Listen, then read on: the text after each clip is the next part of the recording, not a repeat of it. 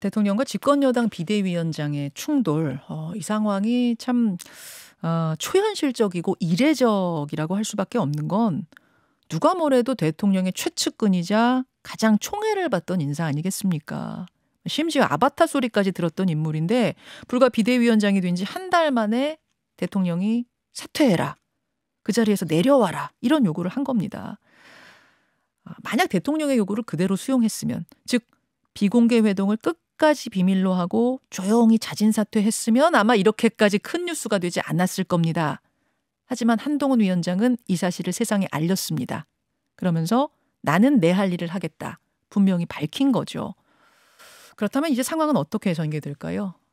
앞서서 한동훈 비대위의 조직부총장 맡고 있는 김종혁 부총장 얘기는 들어봤고 이번에는 중진의 목소리 듣겠습니다. 안철수 의원 연결을 해보죠. 안 의원님 나와 계십니까? 네, 안녕하셨습니까? 안녕하세요. 총선이 오늘로써 딱 78일 남았더라고요. 네. 예, 이게 사실은 선거에서 78일이면 짧은 시간이죠. 뭐 꼭 그렇지도 않습니다. 그렇지 보통 않습니까? 이 정도 남으면 조선왕조 500년 동안 일어날 모든 일이 다 생길 수 있는 기간입니다. 그렇습니까? 네. 조선왕조 500년에 일어날 그런 엄청난 사건들은 안 일어났으면 좋겠어요. 국민들이 정신없어요. 저도 그렇습니다. 근데 지금 여권의 두 권력이 충돌하는 사실 이것도 상상하기 어려웠던 일이 지금 벌어져가지고 안 의원님도 당황하셨을 것 같은데 어떻게 보고 계세요? 사실 총선 승리라는 목표는 똑같지 않습니까? 그러시겠죠. 근데 이제 이길 수 있는 방법에 대해서는 최선의 방법에 대해서는 사람들마다 다 생각이 다 다를 수가 있죠. 예. 근데 저는 이번 이렇게 일이 진행되는 걸 보면서 그런 생각을 했었습니다. 아니 싸우더라도 나라를 위해서 싸워야지. 이러면 되겠는가? 멈춰야 한다. 그 생각이 저는 굉장히 강했습니다. 싸우더라도 나라 네, 위한 나라를 일, 위해서 싸워야죠. 국민 위한 그래서 일 놓고 싸워야지 이게 뭔가? 네, 예를 들자면 정말 지금 해결해야 될 문제가 너무나 많지 않습니까? 저출생 고령화라든지 지역 불균형 발전이라든지 낮은 성장률, 낮아지는 기업 경쟁력, 서민 민생 어려워지는 것, 거기다가 남북 관계, 외교 관계 포함해서 얼마나 많습니까? 예. 그래서 저는 이렇게 단순하게 뭐 비대위원장 진퇴놓고 싸우는 게 아니라 정말 이건 국민께 부끄러운 일이라고 저는 생각합니다. 오히려 정말 나라를 위해서 꼭 필요한 부분들, 특히 이제 정부 여당은 야당과 달리 집행권을 가지고 있는 책임 있는 그런 세력입니다. 네. 그래서 이 문제에 대해서 집중을 해서 싸우더라도 그렇게 해야 된다. 그런 생각을 했습니다. 이런 거 갖고 지금 당이 싸우고 있다는 자체가 국민께 부끄러운 일입니다, 사실. 국민께 부끄러운 줄 알아라. 지금 이 말씀부터 하셨는데 상당히 약간 이 상황 보면서 조금 화가 나신 것 같기도 하고 짜증 나신 것 같기도 해요. 근데 안 의원님, 저는 이제 사태의 본질이 좀 궁금한데 어쩌다가 한 달밖에 안 된 비대위원장을, 그것도 그냥 뽑힌 비대위원장이 아니라 가서 비대위원장 잘하라고 장관직에서도 빼준 비대위원장 아닙니까? 네. 근데 대통령이 자신의 비서실장을 직접 보내서 사퇴하라고 말을 하게 된 이 상황. 진짜로 그 이유가 한동훈 비대위원장이 사천을 하려고 해서 그렇다. 이게 맞을까요? 뭐 제가 그 자리에 없었으니까 뭐 어떤 이야기가 오고 갔는지는 아무도 알 수는 없습니다만 저는 다시 기본으로 돌아가서 예. 그 수직적인 당정 관계 있지 않습니까? 예. 그걸 고치려는 과정에서 서로 이제 의견들이 안 맞았던 것 아닌가 이렇게 생각합니다. 그러니까 지금 세간에서 말하듯 김건희 여사 그 뭐 디올백 문제를 어떻게 해결하느냐가 됐든 아니면은 뭐 공천에 관한 것이 됐든 어쨌든 수직적인 당정 관계를 깨보려고 한동훈 위원장이 시도했을 거고 그 과정에서 충돌이 일어났다고 보신다고요? 네. 그리고 또 사실 수직적인 것이 헌법에도 위배됩니다. 공무원은 정치적인 중립을 지켜야 됩니다. 예. 그러니까 사실은 당과 정의 관계가 수직적인 관계는 아닌 거죠. 오히려 정말 이상적인 것은 정부는 좋은 정책으로 해서 국정 운영을 잘하고 예. 그리고 또 여당은 현역 지역구 의원들이 있으니까 누구보다도 여론을 잘 압니다. 그래서 그런 여론들을 전달하고 또 좋은 정책은 제도적으로 뒷받침하는. 예. 그래서 그 정부와 여당이 이심점심으로 이렇게 같이 가는 것, 그것이 가장 이상적인 그런 자연적인 자연스러운 시너지가 날 수 있는 관계 아니겠습니까? 물론이죠. 예. 그래서 그런 식으로 가게 만드는 것이 저희들 이번 총선에서 가장 중요하다고 생각합니다. 뭐 여러 취재에 따르면 김경률 비대위원이 최근에 김건희 리스크 여러 번 언급하면서 영린을 건드렸고 이 부분에서 대통령실에 불쾌감이 있었던 거 아니냐 뭐 이런 얘기가 들리는데 이건 어떻게 생각하세요? 저 사실 페이스북에다가 제 입장을 밝혔습니다. 그러니까 사실 위기일수록 정도를 걸어야 된다. 그거는 뭐 만고불변의 진리 아니겠습니까? 어허. 근데 이번 같은 경우는 우리 국민들께서 예. 5년 만에 정권 교체를 만들어 주셨습니다. 예. 그거는 이 염원 이유가 있는 것이거든요. 그리고 또 이번에 총선을 눈앞에 두고 있습니다. 네. 그래서 제가 지금 이 명품 가방에 대해서는 제가 두 가지로 이야기를 했죠. 첫 번째로는 제2부속실하고 조건 없는 특별감찰관 임명, 그것도 이제 하겠다고 지금 나온 것 아니겠습니까? 그렇습니다. 예. 네, 그러면 언급으로 그칠 게 아니라 벌써 지금 몇 주가 지났습니다. 그래서 속도감 있게 실천을 해야지 주민들께서 앞으로 잘 관리될 것이라고 신뢰할 수가 있겠죠. 그게 말로만 이러지 말고 빨리 만들어라 이 말씀이에요. 네, 그렇습니다. 근데 혹시 이걸 만들었는데 특검까지 하게 되는 상황이 되면 만들고 특검까지 하게 되니까 뭐 이래서 지금 주저주저 하는 건 아니에요? 특검하고는 이제 서로 분리해서 봐야죠. 분리해서 봐야 됩니다. 그러니까 그게 뭐 어떻게 됐든 간에 이거는 빨리 행동으로 실천하는 게 맞다 그 말씀이에요? 네, 그렇습니다. 이것은 이제 앞으로 미래에 제대로 잘 관리될 수 있을 것이라는 믿음과 확신을 국민들께 드리는 것 아니겠습니까? 제도적인 장치입니다. 예.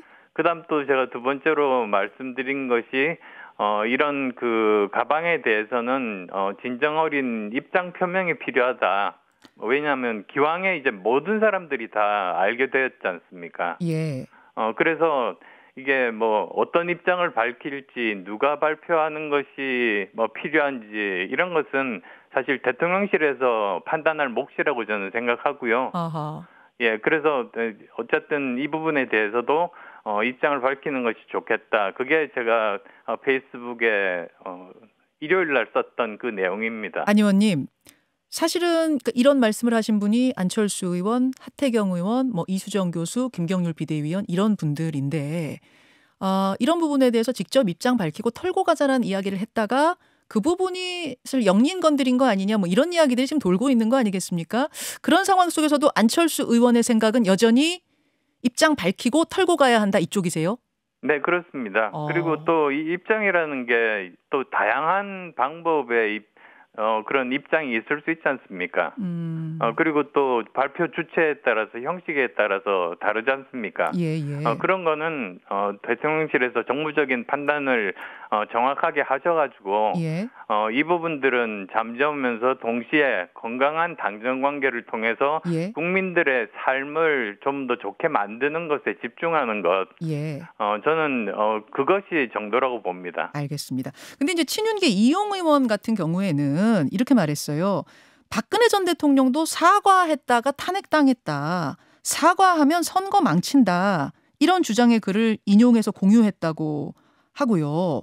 그다음에 이거 하나를 사과하고 나면 그걸로 끝나는 게 아니라 또 줄줄이 이것도 요구하고 저것도 요구하고 오히려 수렁에 빠진다. 이렇게 반론하시는 당내 분들도 꽤 계시거든요. 입장 표명이라고 제가 말씀드린 이유가 거기에는 여러 가지 방법이 포함되어 있습니다. 그래서 그 중에서 이용 의원 같으면은 한 가지만 그렇게 집중적으로 이야기를 한 것이고요.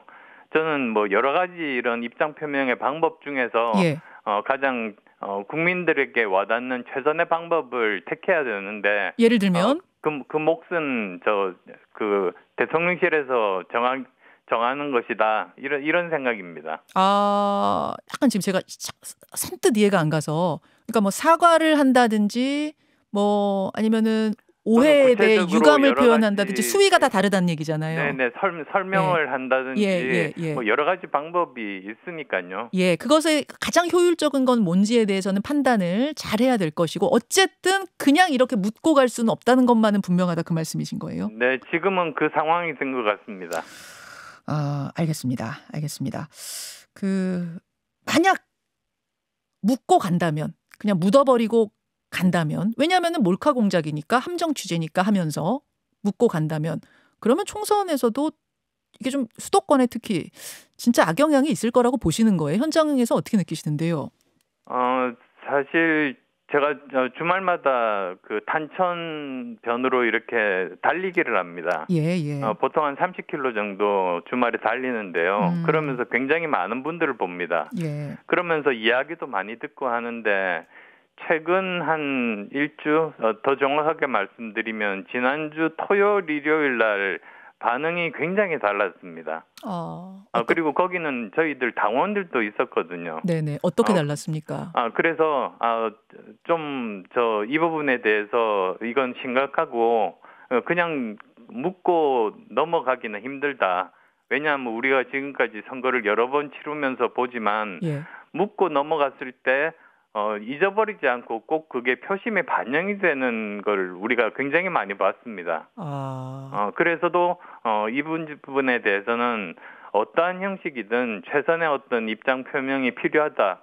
이런 의견들이었습니다. 그래서 사실 제가 그 페이스북에다가 쓰기는 했습니다만 그 내용이 제가 생각한 내용도 있겠습니다만 대부분이 이 주민들의 생각을 제가 대신에 전달하는 그런 기능들이 있었습니다. 그렇군요. 그러니까 민심을 생생하게 느끼고 사실은 이런 걸 이야기한 거다 그 말씀이신 건데 그럼에도 불구하고 이제 윤재욱 원내대표 얘기는 또 이철규 의원의 얘기는 명백한 몰카 공작인데. 네, 그것도 맞습니다. 네, 그걸로 촉발된 거죠.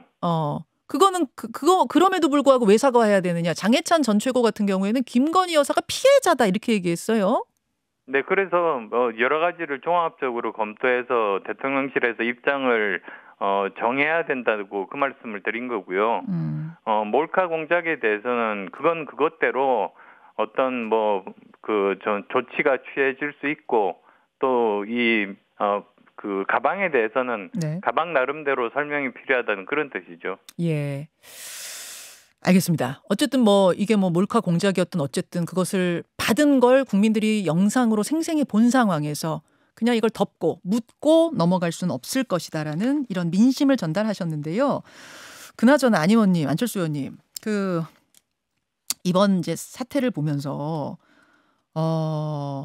대통령 비서실장이 당에 직접 그러니까 당 비대위원장한테 직접 찾아와서 그만둬라라고 말하는 요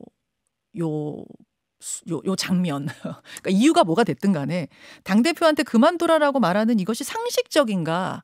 이 부분을 상당히 의아해들 하세요. 어떻게 생각하세요? 예, 사실 이 민주주의에서 특히 대통령제 민주주의에서 가장 중요한 것이 삼권 분립 아니겠습니까? 예. 그리고 공무원은 또 아까 말씀드린 대로 정치적인 중립을 지킬 헌법적인 의무가 있습니다. 예. 그래서 지금 아직 그 말을 실제로 했는지 안 했는지 거기에 대해서는 아무도 알 수는 없습니다만 참여자들 빼놓고는요. 네. 근데 그렇게 서로 만약에 사퇴 요구 했다면 그건 적절하지 못하죠. 지금 한동훈 비대위원장의 말들을 보면 사퇴 요구가 있었고 나는 안 한다라 사퇴하지 않는다라고 답을 했기 때문에 사실상 한동훈 비대위원장이 팩트를 확인해 준 거나 마찬가지 상황이긴 합니다. 예. 이것이 팩트라면 적절하지 않다 그 말씀이시군요. 그럼요. 예. 이번 사태 보면서 지난해 전당대회 떠오른다는 분들이 많아요. 안철수 후보, 나경원 후보 막 1, 2위 하던 후보들인데 용산에서 메시지 보내고 아무 말도 하지 않으면 아무 일도 일어나지 않는다 이런 말을 하고 연판장 돌고 의총 열리고 그때 안철수 의원은 가만히 계시지 않았어요. 이거는 당부 개입이다. 그러면서 정무수석한테 같은 말로 또 되받아치고 막 그러셨죠. 근데 뭐 그런 지난 이야기보다도 지금 사태는 훨씬 더 심각해 보입니다. 아, 그때보다 더 심각합니까? 예, 그때보다 훨씬 더 심각해 보입니다. 아, 왜 그때보다 더 심각하다고? 그거는 그 대통령의 정말 제2인자라고 부를 만한 그런 분이 지금 비대위원장이고 네. 또 무엇보다도 78일밖에는 총선이 남지 않았습니다. 예. 여러모로 굉장히 긴박한 상황이고 상황의 엄중함이 더 큽니다. 예. 그렇기 때문에 이거는 빨리 해결해야 된다. 그래서 저는 그냥 서로 언론을 통해서 이야기를 주고받는 정도가 아니라 네. 직접 만나서 만나라. 이 부분에 대해서는 어느 정도 정리를 하는 것이 필요하다. 뭐 한 일주일쯤 있다가 냉각기를 갖고 만나야겠습니까? 아니면 빠른 시간 안에 만나야겠습니까? 저는 빠른 시간 내에 만나는 것이 필요하다고 봅니다. 아, 두 분이 뭔가를 거치지 말고 누군가를 거치거나 언론을 거치지 말고 직접 소통하셔라 이 말씀이에요. 네, 그렇습니다. 그래서 정말 우리가 아까도 말씀드렸습니다만 네. 싸우더라도 나라를 위해서 싸워야 되지 않느냐. 예. 그래야지만이 이길 수 있는 그게 최선의 방법이 아니겠는가. 거기에 대한 공통적인 합의 그리고 또 어느 정도 그 당과 정의 역할 분담 예. 이런 부분들에 대해서 이번이 정리하는 계기가 된다면 오히려 이것이 더 좋은 그런 계기가 될 수 있다고 생각합니다. 전화위복의 계기가 될 수도 있다고 보세요. 예. 지금은 뭐 상황이 좋지 않지만 두 분이 만나서 막 직접 소통하면은 통할 수는 있는 사이라고 보세요. 지금 상당히 앙금이 깊어졌다는 얘기도 들려서요. 그래도 지금까지 워낙 오랫동안 함께 일을 해오신 뭐 선후배 관계여서요. 예. 저는 그 오랜 세월이 이번 단기간 며칠 만에 이런 일로 크게 훼손되거나 그러지는 않을 수 있고 복원 가능성이 훨씬 더 높다고 보는 입장입니다. 아, 그렇게 보시는군요. 그 박지원 전 국정원장은 어제 그러시더라고요. 결국은 한동훈 위원장이 못 버틸 거다. 사퇴할 거다. 아, 그렇게 말씀을 하시더라고요. 워낙 지금 뭐 대통령 임기가 많이 남아있기도 하고 대통령이 살아있는 권력이니까 이렇게 예상을 하신 것 같은데 그렇게 보시진 않습니까? 만에 하나 사퇴를 한다면 이번 선거가 굉장히 어려워질 겁니다. 아, 한동훈 위원장이 사퇴하면요? 네, 그렇습니다. 그럼 왜 그렇습니까? 그렇게 되면 다시 또 비대위원장을 뽑는 과정을 거치게 되고, 그리고 그 공천도 훨씬 더 연기가 되고, 다시 또 이 부분에 대해서 어떤 원칙 같은 것들이 다시 재조정되고 이런 과정에서 당내에서 그리고 지금 현재 전국에서 뛰고 있는 많은 사람들이 아주 큰 혼란들을 느낄 겁니다. 거기다가 또 이제 3당 움직임까지도 있어서 혼란의 수렁에 빠질 가능성이 굉장히 높아 보입니다. 그래서 저는 제일 좋은 방법이 그 비대위원장과 이제 대통령실에서 서로 직접 만나서 진솔하게 서로의 입장에 대해서 의견을 교환을 하고 오해가 있다면 풀고 그리고 또 서로 간의 그 역할 분담을 정확하게 하는 것 그것이 저는 정답이라고 생각합니다. 지금 뭐 이제 당원들이나 뭐 후보들이 혼란에 빠질 거다 그러셨는데 그거 말고도 한동훈 비대위원장이 여기서 그만둬 버리면 어떤 중도층 국민들의 실망도 있지 않을까 이런 생각도 들어요. 결국은 대통령실의 압박으로 비대위원장, 당대표가 내려오는 모양새가 되니까 그런 부분도 고려를 해야겠죠, 당에선. 뭐 그런 부분도 있을 수 있죠. 알겠습니다. 지금 의총이 있을 거다 없을 거다 막 의견들이 분분한데 어떻게 의원총회가 잡혔나요? 아직은 안 잡혔습니다. 보통 의원총회가 긴급하게 잡히면 문자로 전부 여러 번에 걸쳐서 연락이 옵니다. 예. 근데 아직 지금까지는 의총에 대한 어떠한 문자도 받지 못했습니다. 의원총회가 혹시 열리면 안철수 의원도 의견을 말씀하실 건가요?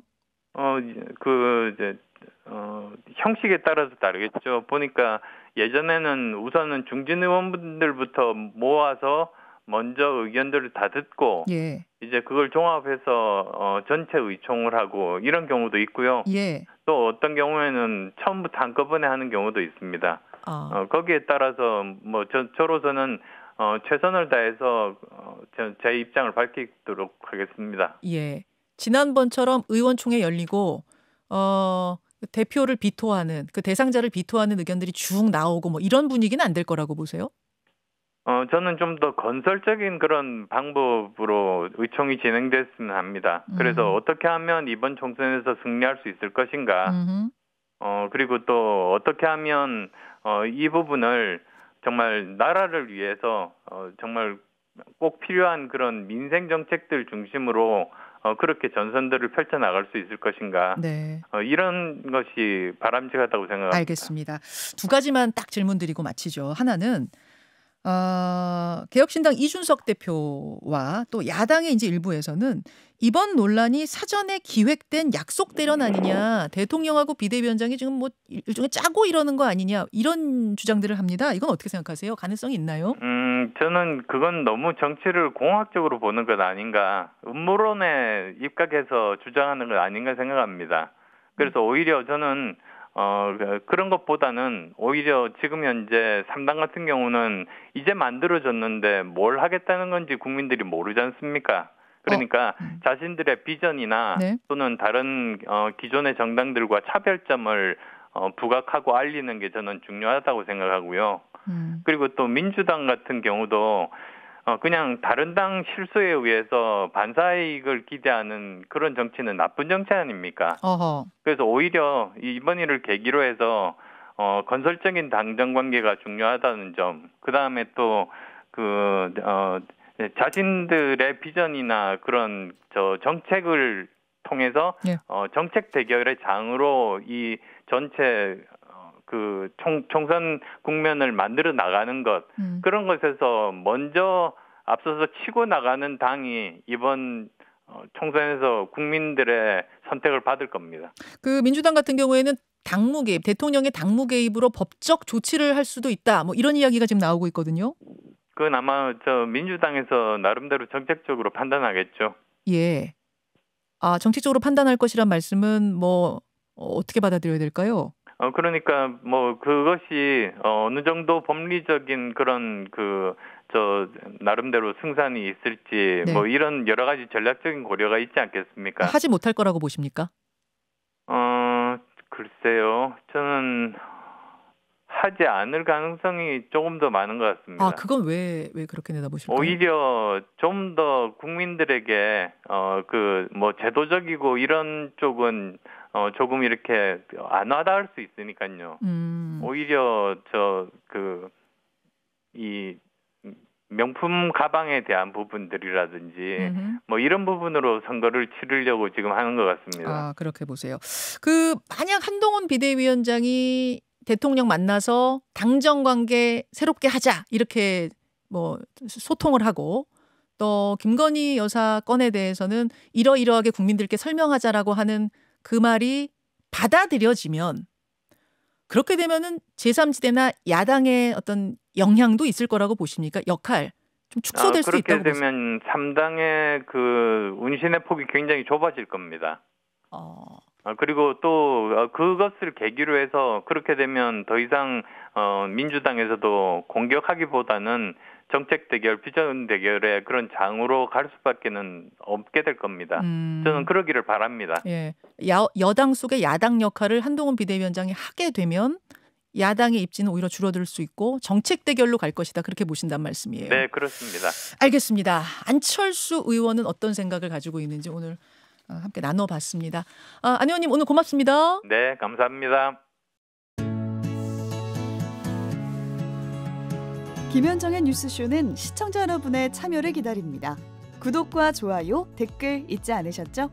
알림 설정을 해두시면 평일 아침 7시 20분 실시간 라이브도 참여하실 수 있습니다.